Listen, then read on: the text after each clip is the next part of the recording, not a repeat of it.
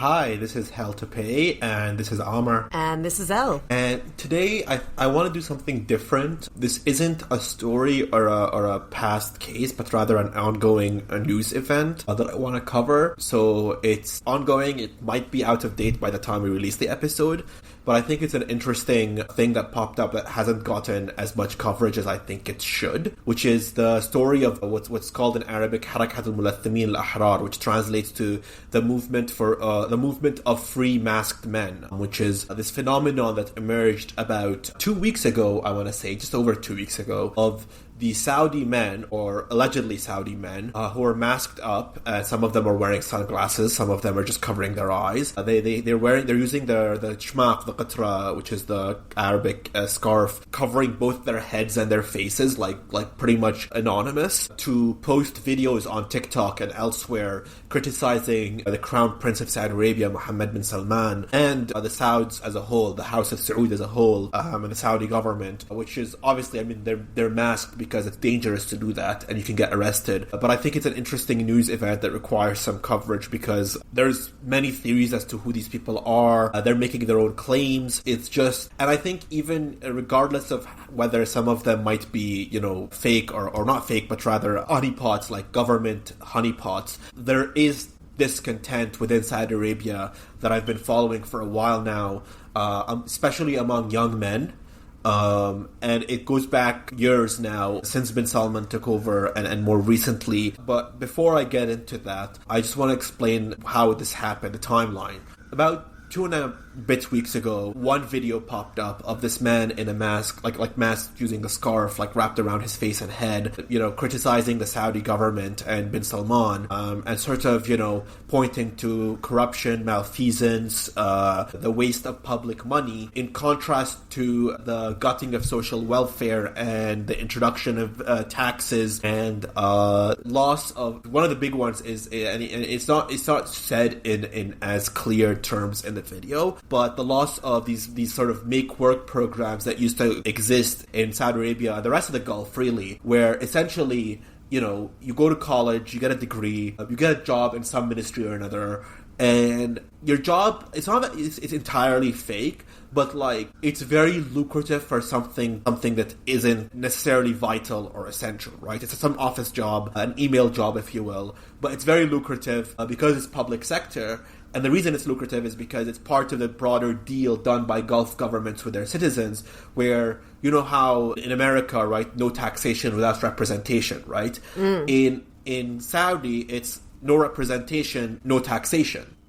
It's the reversal of that deal. We won't tax you, so you don't ask for representation. So it's the extension of that logic, right? We'll give you this lucrative government job. You get to show up from 11 a.m. to 2 p.m. if that. You'll sit in an office, you'll drink tea, send a few emails, print a few reports, and you will give you if you get married, you get a grant. If you have kids, you get money for your kids. We'll give you favorable loans for your house, very low interest loans, even grants, not just loans, but actual, you don't have to pay them back sometimes. It's just very robust. It's hard to call it social welfare because the fundamental logic of the state is different, but this entire system of lucrative quality of life, prosperous quality of life, in exchange for zero political freedoms, right? That's the deal.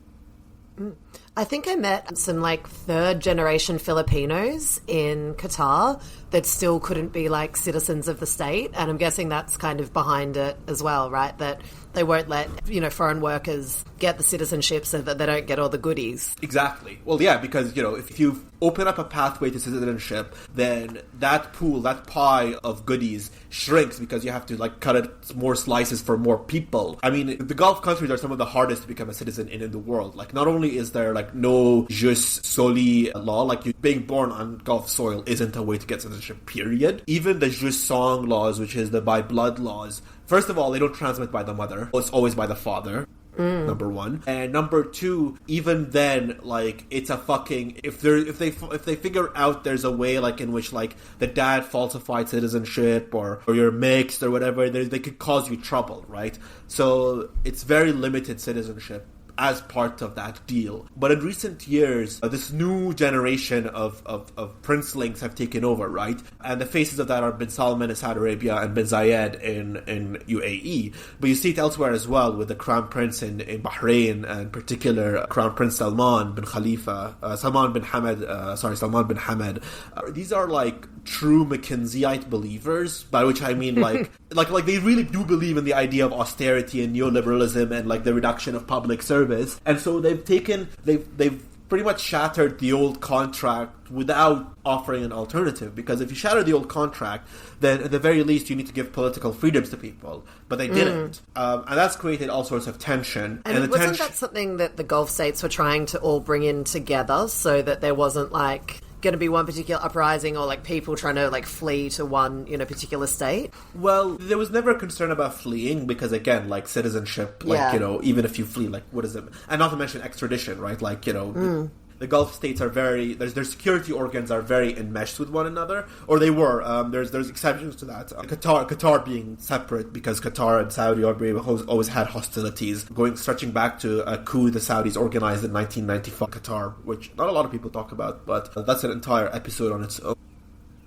But they tried to do it together also because they all came to power together, right? So like it just happened to come at the right time. But also like a bigger reason for that, a more systemic reason for that, is because with Saudi Arabia in particular, when Bin Salman first came to power, he had this bright idea of doing a full IPO of Aramco, which as soon as he like thought of that, one of his coke binges, I assume, he realized that in order to do an IPO, you obviously have to open your books, right? Like the books have to be public. And Aramco doesn't have as much oil as it pretends to have. That is something that is very crucial to this. The Saudi oil is very much more, not untenable yet at least, but more delicate than people. The situation is far more delicate than people give it credit for. So he ultimately scaled back the size of the IPO to like 10% with limited sort of offering. So it's like WeWork for oil when they, when WeWork issued that, tried to go public and just completely cooked their books. Yeah. And it was basically nothing. It was just like a sublease company. Yeah, I mean, yeah, exactly. And like, with Aramco, it's not as bad as that yet, but it's on the way there. Like the oil isn't as much as people think it is. And the Saudis have been trying to like kick the can down the road for as long as they can, which is why they have the Vision 2030 and all that bullshit.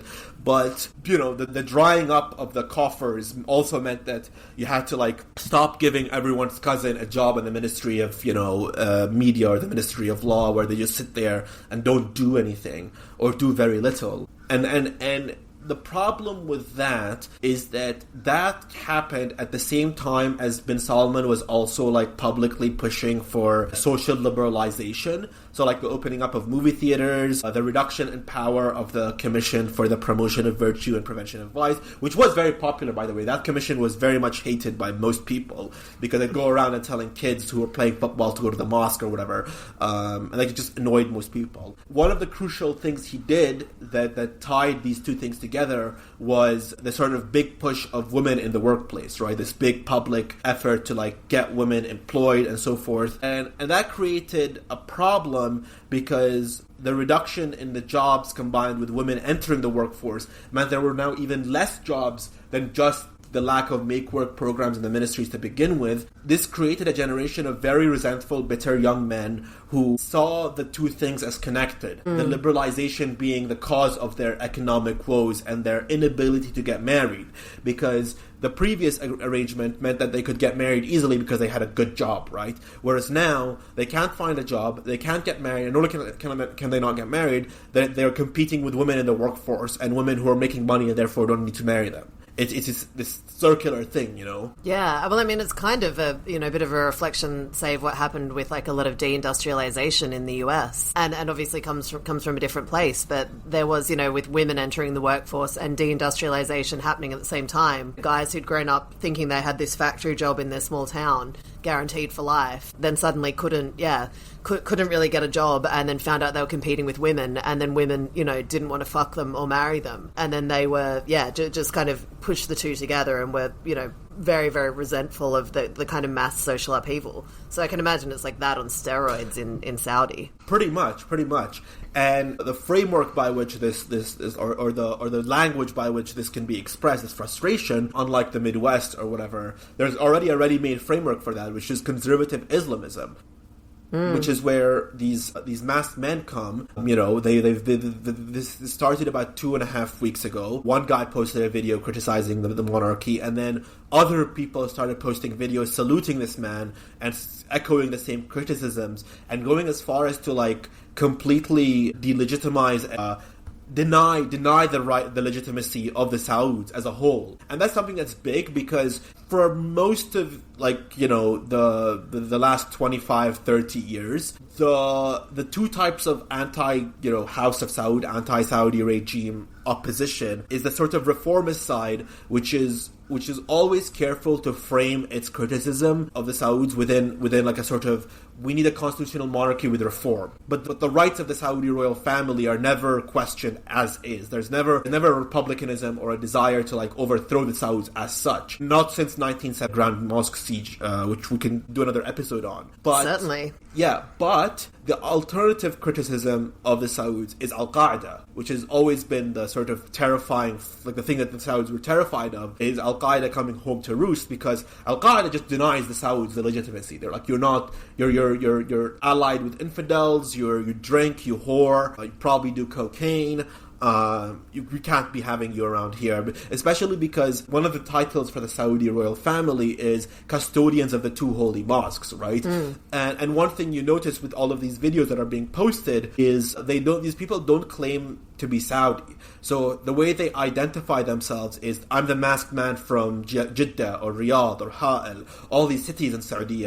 But they never say, I'm Saudi. What they say is, I'm coming to you from the lands of the two holy mosques. So, like, even the name Saudi Arabia they don't use it because it's loaded, right? It has the House of Saud in the name. It's something Sayyid Abu Rish mentions in his book about Saudi, which is funny, is like, you talk about personality cults and everyone imagines North Korea or whatever, but there's only one country on earth that is named after its ruling family, and it ain't fucking North Korea.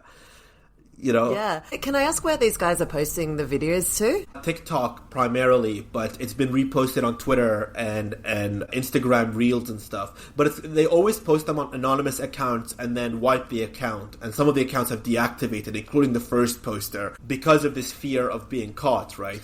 Yeah, because I was wondering that, because the Saudis, I mean, particularly in Twitter, but I think also in like Facebook or Meta or whatever, they've always heavily invested, yes, even if it's, if it's through the PIF or whatever their funds are. So, and we already saw like back in the day in Twitter that Saudi authorities were getting information fed to them, about what people were talking about in DMs and stuff like that. So yeah, I just imagine this is, terribly risky, but also that they're, I guess as digital natives or whatever, they probably know at least how to try and disguise their tracks as best they can. Yeah, I mean, some of them use like ways to the voice modulators.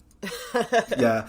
But like the problem is like isn't the voice or the looks, because they're masked and they use voice modulators. But the problem is like the accounts being posted, right? Like, are you posting from your own device? Are you posting with IP address? Yeah.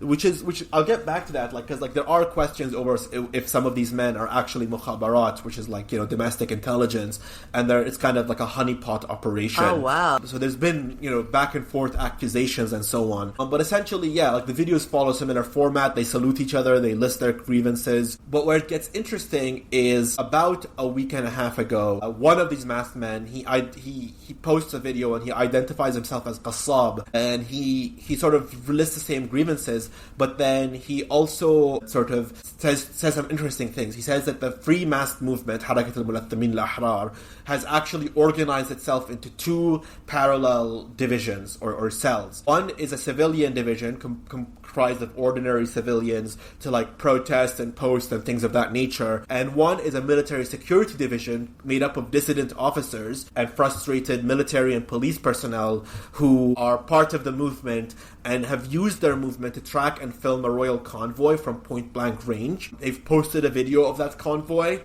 Holy shit. they've posted a video of them following another like group of secret police, like tailing the tailors. Now there was also a video posted of gunshots, but that one might be fake. I tried to first of all, none of these videos are verified, okay? So this is all taken with a grain of salt of just guys posting online. But the video of the convoy was accurate. The video of the police surveillance, like them surveilling a group of secret police, they were just following, the video is just them following a car, right? It could be anything. But then they posted a video of them firing at this car, warning shots. They say that no one was harmed and it was meant to just warn them off.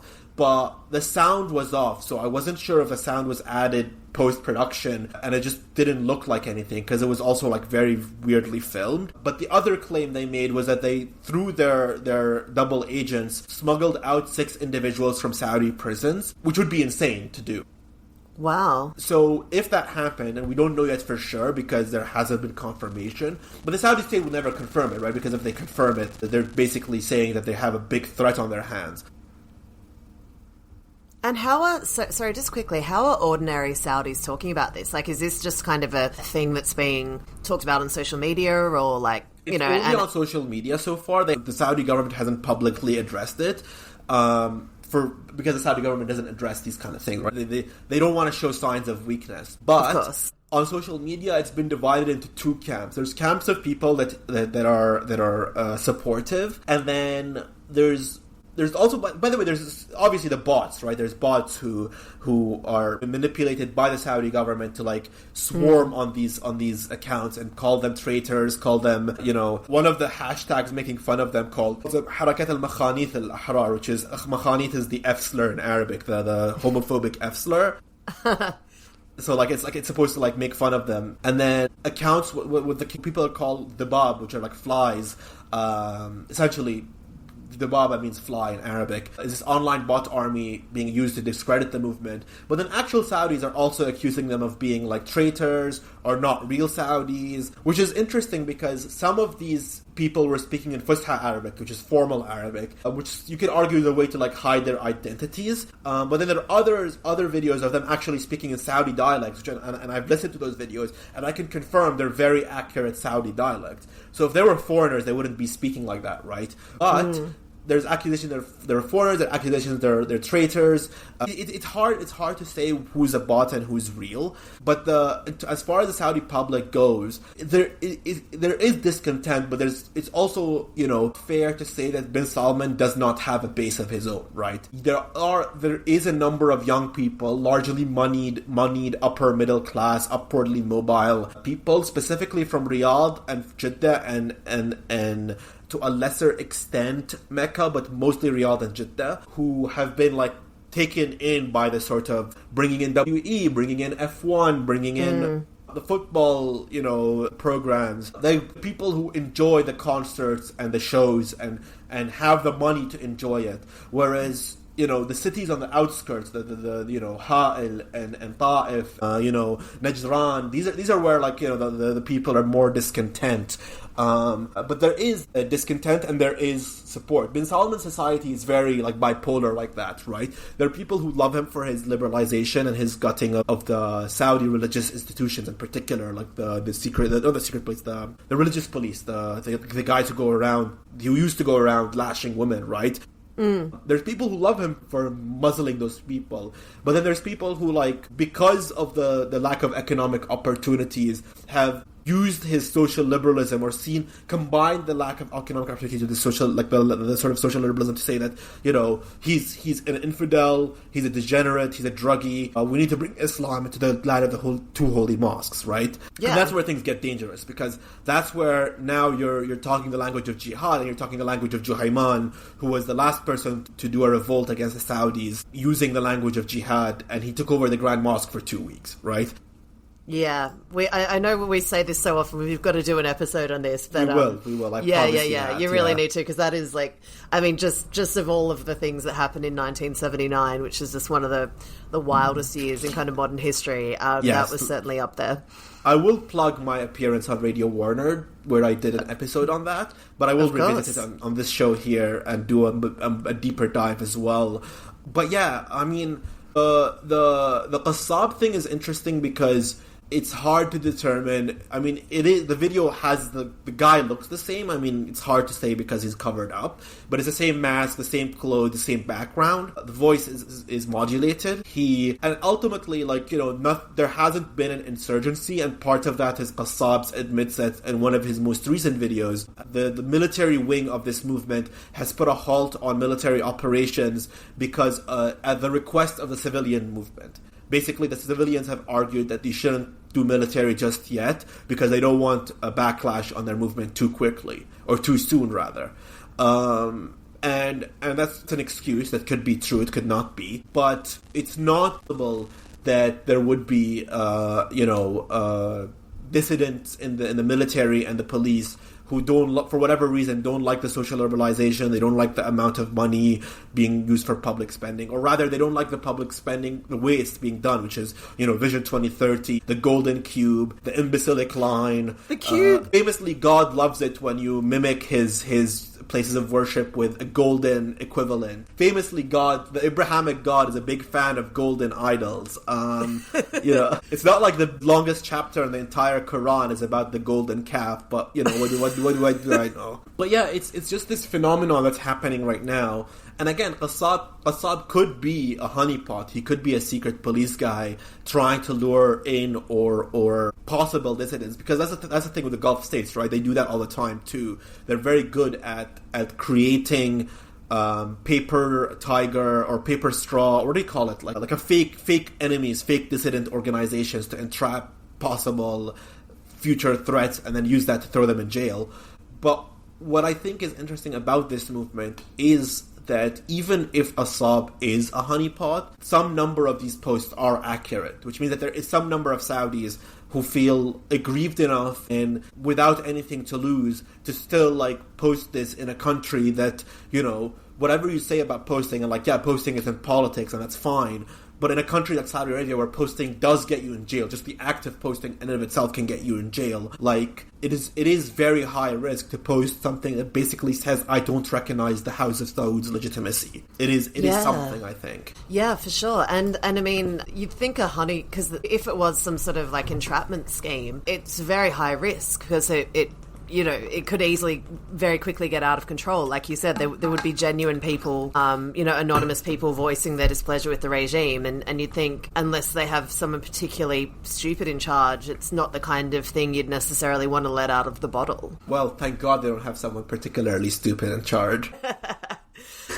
Hey, so just to quantify, so what are they losing, you sort of mentioned, in terms of, welfare and, make work jobs and stuff like that? How great is and women getting access to more work? How great is the shift? Are you able to sort of, quantify it in material terms? I mean, first of all, the first one is the introduction of VAT, value-added tax, on people's bills, right? Like power bills and stuff like that, right? So without any specific numbers, just having to pay VAT is a big thing for these people, right? Because they grew up a universe of their fathers, or stories from their fathers that there was no VAT, there was no tax whatsoever. Well, the only reason you had all this luxuries because there was no tax. Now as of 2020, there's a 15% V15, right? Yeah.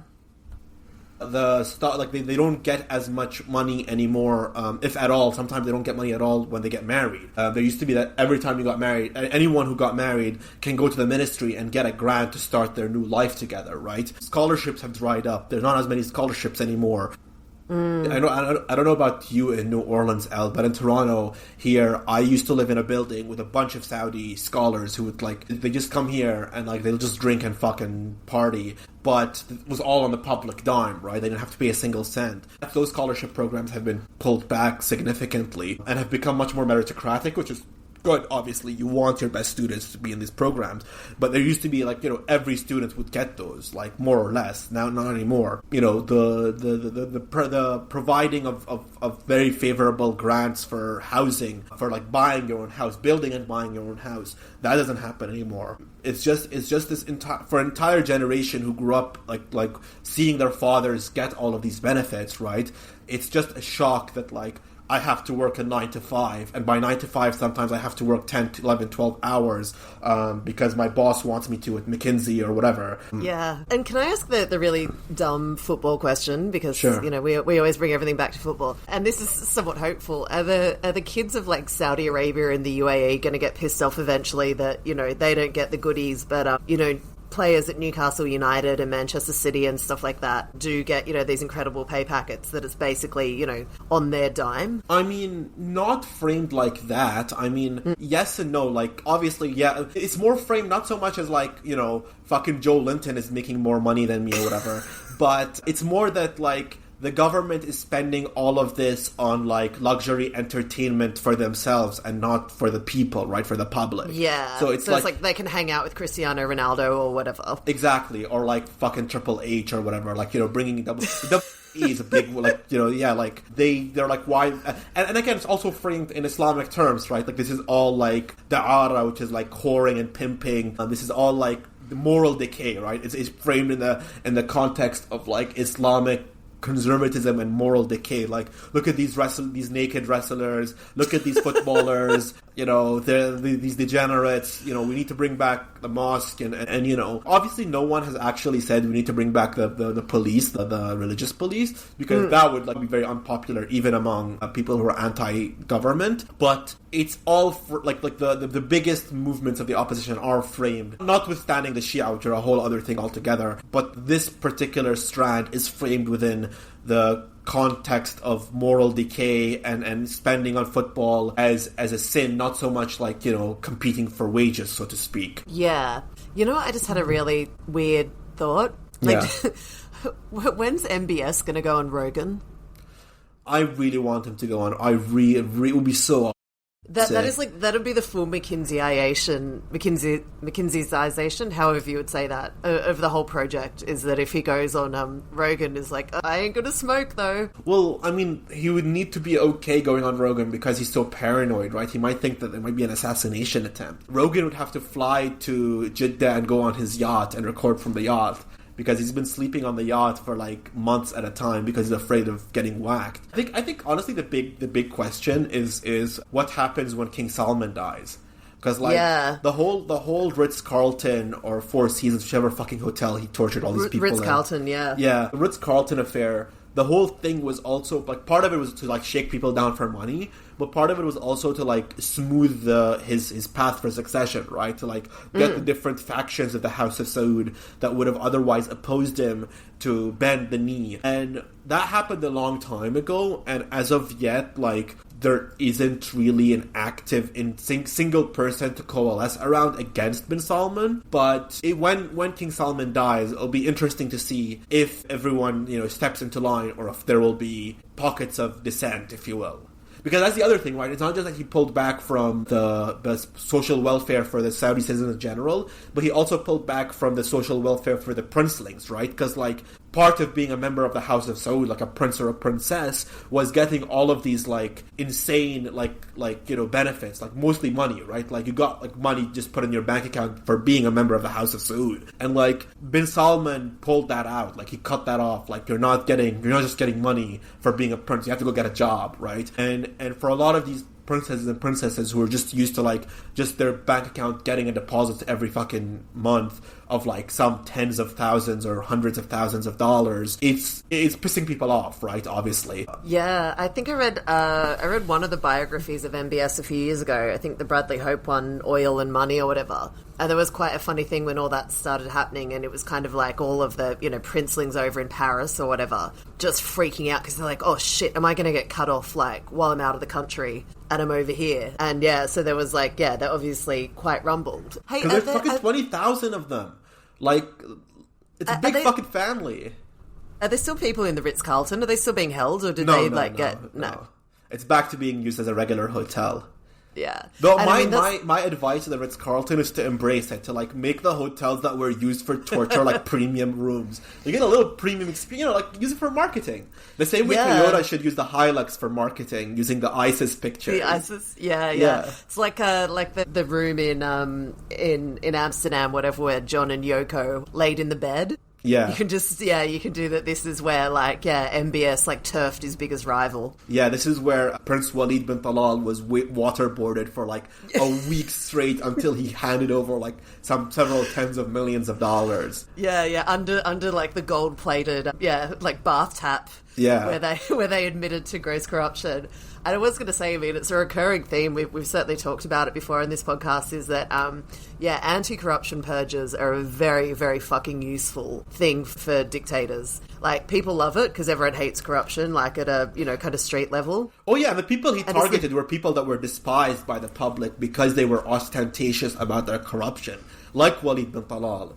Like, so, like, no one batted an eye because everyone was like, good, they deserve to have that happen to them. Yeah. I mean, like, Xi has done it really well in China as well. It's just, it's just a very fucking useful thing, because if there's one thing that people hate around the world, it's corruption. It's, getting pulled over and having to give, like, some asshole cop a bribe just to be able to, get on with your day. And and it's just, like, the easiest way, if you ever want to get rid of your rivals, is a good anti-corruption purge. Yeah, but also, like, the flip side of that, and to go back to this movement, right, it reminds me a lot of 2011, where, like, or the color revolutions, too, where, like, the opposition to a government is often framed in, like, vague and amorphous terms about being against corruption, right? Which is not a bad thing to be against, but the problem with that, and, like, I think Vincent Bevins has a really good way of putting it in the book, If We Burn, is, like, unless you have an alternative political project of your own, an actual vision and a national project of how you imagine society to be, like, just being anti-corruption just means anyone can hijack your movement.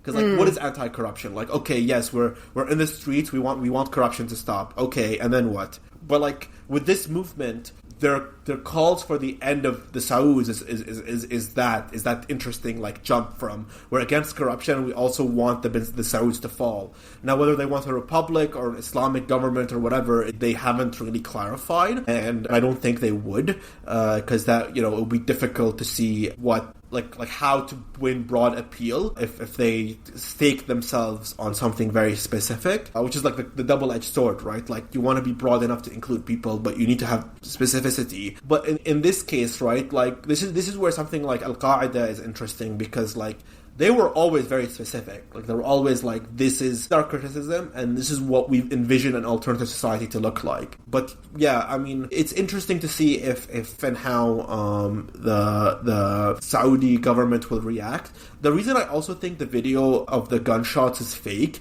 is because, like, it's one thing to post videos of dissent, but if there was gunshots in any Saudi city, like, the Saudi government will be forced to act, right? Like, you would see a major police operation and, like, actual, like, black bagging and stuff like that. And that hasn't happened. So, like, if that, the last time that happened was in 2011, when the eastern province of Saudi Arabia had their own, like concurrent to Bahrain, right? Like, the Shia rose up against the Sauds. There was a lot of grievances by the Shia against the Sauds, and the Saudis sent the military in. They sent the cops and the military in. They besieged various villages. They went in, arrested hundreds of people, executed hundreds of people, and that was that. And that was without gunshots being fired. So imagine if gunshots were fired. Like that's why I think that video is a fake. Like, the Saudi government would react aggressively against these people. And so what do you think's next for this? Like, is there any chance it's going to be reported on in the mainstream or, like, commented on? I mean, I can't imagine, like, especially since they've kind of kissed and made up somewhat, but, like, I can't imagine the Qataris would especially want to run something like this on Al Jazeera, because, I mean, that'd be their biggest fear of it happening in their backyard as well. So, like, where does it go from here? I mean, Middle East Eye covered it, and they're allegedly arm's length from Qatar as well. Oh, wow. But there's definitely more plausible deniability than Jazeera. Like, Jazeera is the Qatar mouthpiece, whereas Middle East Eye, it's all, like, hearsay, right? So whether it goes anywhere is interesting, because there hasn't been any new posts since, like, last week. There's been a week of silence. Honestly, I think if their movement is infiltrated, they're just going to get arrested and thrown in jail. Fundamentally, unless there's organized cells within the military, and at which point things might get interesting, if it's just guys posting online, they're going to get found out. Whatever their OPSEC is, I don't think it's good enough for the Saudi state, who have their tentacles everywhere. Yeah. They're probably going to get rounded up and thrown in jail. So it's a huge risk. Is it really just, like, they're just that angry and that, I don't know, despairing, if that's the right word? Like, because obviously, like, yeah, trying to do something like this to take on the might of the Saudi security state just sort of sounds like a pretty fast way to a long time in jail or even death. A stay at the Four Seasons, some might even say. Or the Ritz-Carlton, sorry. No, I mean, yeah, like, the anger is there, right? The resentment is there. The question is, like, how organized is it? That's the big one. And whether it can be organized in a way that could actually be a threat. It's not, like, a friend of mine asked me about this, and I said, so the question isn't whether the youth have revolutionary potential. The anger is there. It's just there isn't an organ to utilize right now. There isn't a way to create a disciplined organization. The only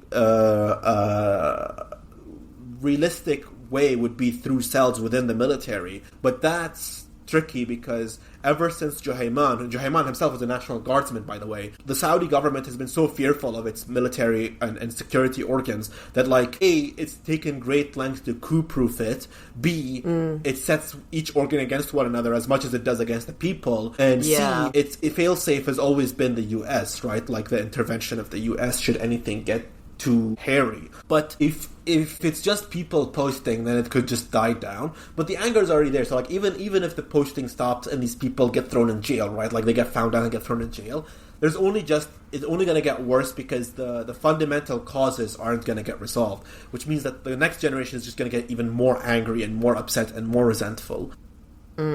Because it's an untenable political contract and an untenable social contract. It's a social contract that's neither here nor there. Like, we don't get the benefits of the UAE or Qatar where everyone still gets all this money, but we don't get the benefits of a democracy where we can vote for where our money goes because, you know, the king says it has to go to the golden cube or the fucking line or whatever. Yeah. And so why, like, is this just MBS just like you said, kind of being taken in by McKinsey consultants? Or, I mean, what's the calculus behind it? Because everything was going pretty well. Is it just pure economics that the oil is running out and they've got to clamp down on the largesse and they're just going to take the hit now? Essentially, yeah. It has to happen now or later, and he calculates that he's in a better position now than at any point, so he might as well get it over with. And secondly, he also is a big bit like he's a true believer in the idea that, like, this is the alternative to oil, is like the economy is just like tourism and finance. The line. Yeah, the line. It's the line and the golden cube.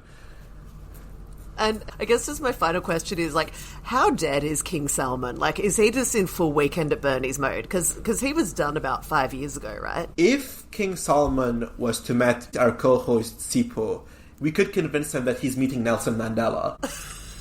Like, I don't think he knows where he is. I don't think where he knows what's going on. Like they've put a great lid on it, and they've really, like, it's been better managed than Biden for sure. But, like, yeah, he's been gone. Like, he's out to lunch.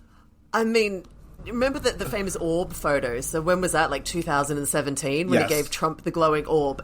He doesn't know what day it is then. Well, then, if you caught him early enough in the day, you could probably, like, get him to, like, do what you tell him to do. So, like, he was still in a position where he could meet dignitaries in public and do photo shoots and things like that. Now he's gone. Like, he's been disappeared from the public. Like, Bin Salman is the one in charge. Mohammed bin Salman is the one in charge, but also, like, the one whose face is everywhere. I mean, you know, I think the common consensus is it's Parkinson's.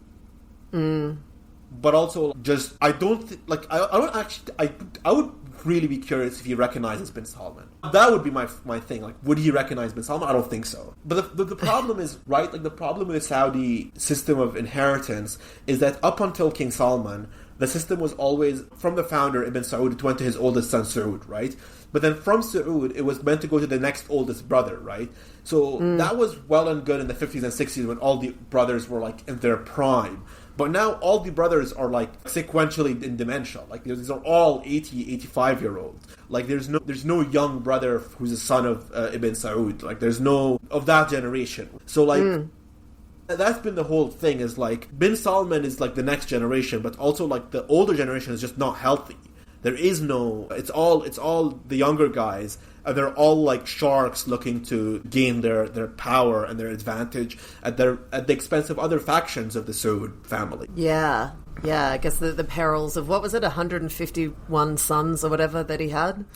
I think it was like 40 sons and then like a few, also like 100 daughters or something. Yeah. That is crazy. It's 150 total kids, I think, give or take. Yeah. Yeah. Wow. Yeah, fascinating times. I just find the whole House of Saud so fascinating. So please do more content on it. I'd love to hear about it and ask more dumb questions. No, it's fine. You keep asking these questions. It's fine. It's good. And we could just. There are so many good gags about the cube and the line. Well, it's just, there's other stuff too, like, fucking bringing Cristiano Ronaldo in on like $200 million a year for him to just like strut around and like just score penalties, essentially. Like, what the fuck are we doing here? UFC, that's another big one. I love the UFC over there. Yeah, boxing. Yeah. Golf, the live thing, that was hilarious. Yeah, that's gonna be really interesting. Just the sheer amount of money. Like, I don't know, if McKinsey can get their foot back in the door, it's kind of like, do you really need to be like doubling or like, I don't know, tenfold increasing the salary of all these like really wealthy sports people when like, yeah, I don't know. It just all seems very, I get why they're doing it, the kind of calculus behind it to, be a country of significance at the table. But it's also like some of the largesse is just like mind boggling. Yeah, no, I mean, to your point, did I ever tell you the joke one of my friends at McKinsey told me about NEOM? No.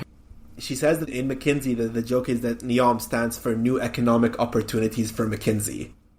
NEOM. That's wonderful. And weirdly, the guy who's like heading up the like corporate side of it is a Australian former, like, he became a Conservative MP at like 18, called Wyatt Roy, and now he's like, and then he kind of just like left the party disillusioned, and now he's like Mr. Yeah, I mean, they love hiring these people like that, like sort of failed out of the real like halls of power in like DC or London or even like Canberra. Now they're just like it's the extension of the model that I grew up with in school in Bahrain, which is I went to a private school in Bahrain, right? And over there, privates, like the type of American that teaches at a private school in the Gulf is a very specific type of burnout or washout, right? Like someone who couldn't hack it in like Iowa, who went there for a lot of money, but to live in a society that 90% of these Americans hate, right?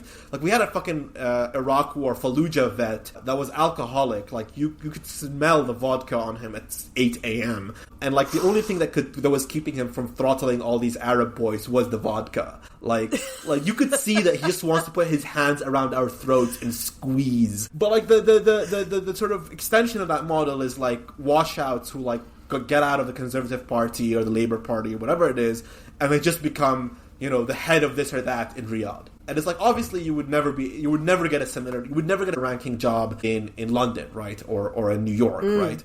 Like, oh, you're a joke. But like, in Saudiya, people look at like, you're white, you're from Europe or America or Australia or Canada, and you went to a certain university, like Oxford, Cambridge, whatever. That's all they need to know.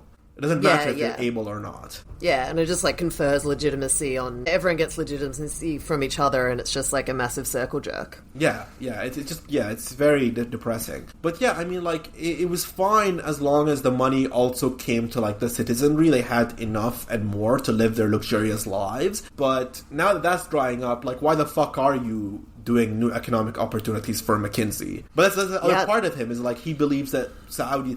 One of the big things he's been pushing is Saudization of consultancy and fiscal like industry. So like, now if McKinsey or any of the big four consultants take any Saudi project, the majority of the group doing that project have to be Saudi. So they've opened up Saudi branches, they're hiring Saudis, but yeah, it's this entire like, like trying to like Saudify the economy, but like, it's still not as lucrative as it once was. And it's not as many jobs as there once was. Yeah, for sure. Well, I mean, it's going to be really interesting because they got the World Cup in 2030, and last thing you want is like, a population of angry young men with with opportunities to protest. I thought it was the 2034 World Cup. The 2034? 2030, that annoying one that they did so that Saudi could, or they put some in Latin America, some in Africa, and some in Europe to eliminate all the possible competition. Yeah, that's right. Yeah, I think you are right. But yeah, anyway, interesting times ahead. Yeah. Anyways, yeah, great. If PIF wants to sponsor the podcast, by the way, we will retract this episode. Yeah, we have few principles here. Yeah. And we're willing to have fewer for the right price. Talk to our representatives. We'll make a deal. Yeah. At gmail.com. Yeah.